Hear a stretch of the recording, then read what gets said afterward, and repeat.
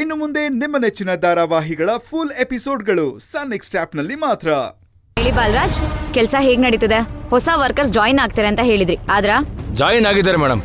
ಈ ತಿಂಗಳು 10 ಜನ ಹೊಸ ವರ್ಕರ್ಸ್ ಜಾಯಿನ್ ಆಗಿದ್ದಾರೆ. Very good.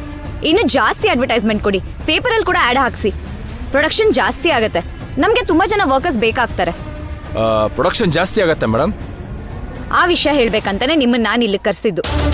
ಅರವಿಂದ್ US ಇಂದ ಹೊಸ ಆರ್ಡರ್ಸ್ ತರ್ತಿದ್ದಾನೆ, ಅದನ್ನೆಲ್ಲ ನಾವೇ ಹ್ಯಾಂಡಲ್ ಮಾಡ್ಬೇಕು ಅಂತ ರಾಜೇಂದ್ರ ಅಂಕಲ್ ಹೇಳಿದ್ದಾರೆ.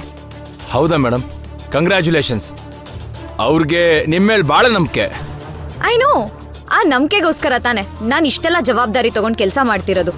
ನಡೀಲಿ ಮೇಡಮ್, ಅವ್ರ ನಂಬಿಕೆನೆ ನಮ್ ಹೊಟ್ಟೆ ಪಾಡಲ್ವಾ? ಅದಕ್ಕೆ ಗಾರ್ಮೆಂಟ್ಸ್ ಇಂದ ಯಾವ ವರ್ಕರ್ಸು ಕೆಲಸ ಬಿಡದೆ ಇರೋ ಹಾಗೆ ನೀವ್ ಮೇಂಟೈನ್ ಮಾಡ್ಬೇಕು. ಹಸು ಆಗ್ತಿದೆ ಅಂತ ಮೆಣಸಿನ್ಕಾಯಿ ತಿನ್ನಕ್ಕಾಗತ್ತಾ? ಕೆಲಸದಲ್ಲಿ ಉಳಿಸ್ಕೋಬೇಕು ಅಂತ ಎಲ್ಲರನ್ನೂ ಇಟ್ಕೊಳಕ್ಕಾಗತ್ತಾ? ಏನ್ ಯೋಚನೆ ಮಾಡ್ತಿದ್ದೀರಾ? Any doubts?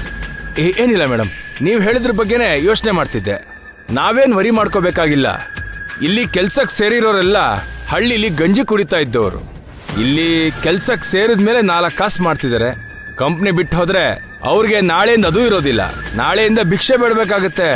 ಅದರಿಂದ ಅವರೆಲ್ಲೂ ಹೋಗಲ್ಲ. Very good. ಅಂದ್ಹಾಗೆ ಅಂಕಲ್ ನೀನೆ ನನ್ನನ್ನ ಮನೆಗೆ ಕರ್ಸಿದ್ರು. ಈ ವರ್ಷ ಕಂಪನಿಗೆ 18 crores ಪ್ರಾಫಿಟ್ ಆಗಿದೆಯಂತೆ. ಇದಕ್ಕೆಲ್ಲ ಕಾರಣ ನೀನೇನ್ ಅರ್ಥನ ಅಂತ ತುಂಬಾ ಹೊಗಳಿದ್ರು. ಕೆಲಸ ಮಾಡೋದು ನಾವು, ಹೊಗಳಿಸ್ಕೊಳ್ಳೋದು ನೀನು. ನಡೀಲಿ ನಡೀಲಿ. ಅದಕ್ಕೆ ಅವ್ರ ಈ ಕಡೆ ತಲೆನೂ ಹಾಕ್ದೆ ಎಲ್ಲ ಜವಾಬ್ದಾರಿನೂ ನಮ್ಗೆ ಬಿಟ್ಟಿರೋದು. ನೀವು ಬಿಡಿ ಮೇಡಮ್, ಒಂಥರ ಲಕ್ಕಿ ಲಕ್ಷ್ಮಿ ಇದ್ದ ಹಾಗೆ. ನಿಮ್ ಕಾಲ್ಗುಣದಿಂದ ಈ ಕಂಪ್ನಿ ಲಾಭದಲ್ಲಿ ನಡೀತಾ ಇದೆ.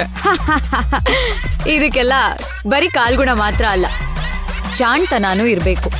ನಿಮಗೆ ಜಾಣ್ತನ ಜಾಸ್ತಿನಿದೆ ಮೇಡಮ್. ಜಾಣ್ತನದಿಂದ ಜವಾಬ್ದಾರಿ ಸಿಕ್ಕಿದೆ, ಜವಾಬ್ದಾರಿಯಿಂದ ನಮ್ಗಳ ಜೇಬ್ ತುಂಬ್ತಾ ಇದೆ.